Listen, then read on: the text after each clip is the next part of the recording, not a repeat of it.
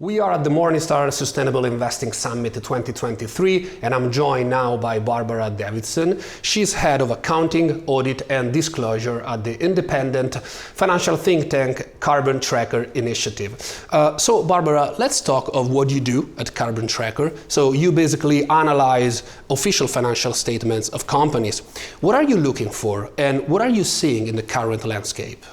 So we look at financial statements of companies because the information that companies' management use to prepare their financial statements can be directly impacted by climate risks.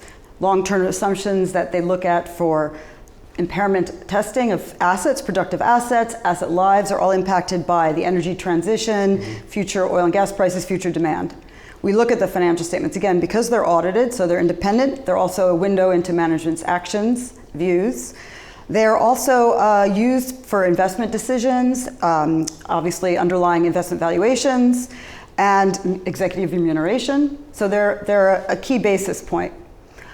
The landscape we're seeing right now is there still seems to be a considerable lack of consistency in the narratives that companies are providing to investors and other stakeholders. So if they have net zero targets and interim targets to achieve those, or decarbonization strategy, we're not always seeing that flow through to the assumptions they're using to prepare the financial statements. So this inconsistency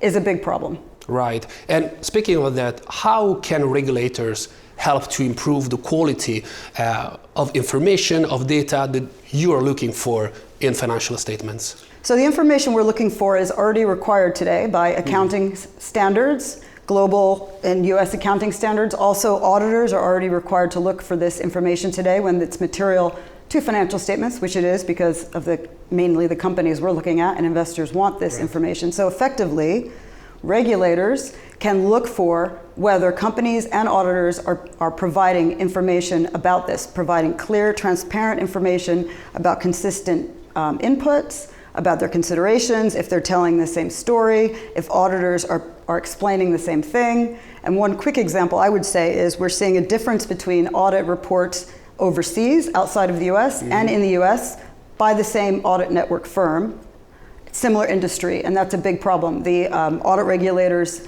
in the US, as well as the market regulators, need to assess this and start addressing these issues. Very interesting. And finally, stranded assets have been a primary field of research at Carbon Tracker. So why is this so important, and how investors should manage this issue? It's a good question. I mean, there are different definitions of stranded assets. So we talk about the carbon bubble, where there are reserves that cannot come out of the ground. Those reserves, investments in reserves, will be stranded. We also talk about capital at risk at companies. So investments in productive assets or future assets that companies are thinking about, future capital expenditures that are at risk of not providing investors a return, not generating the revenues that they are expecting, not generating cash flows to cover, say, onerous contracts or liabilities that are going to result from the energy transition, are a big problem. And that's what we look at. Well, my team looks at stranded assets on the financial statements, but the whole idea of stranded assets. Investors have different avenues. They can look at our research. It's important for them to be able to challenge management and companies about their strategy, what they're doing, if they're continuing to invest in assets that look like they will no longer generate returns, if they're not addressing the financial risks of the energy transition. It's important for them to challenge management, talk to the audit committee, talk to the auditor if they can, look at our reports, and we're also happy to talk to investors about any questions they have on this matter. Thanks a lot, Barbara. For Morningstar, Valerio Baselli. Thanks for watching.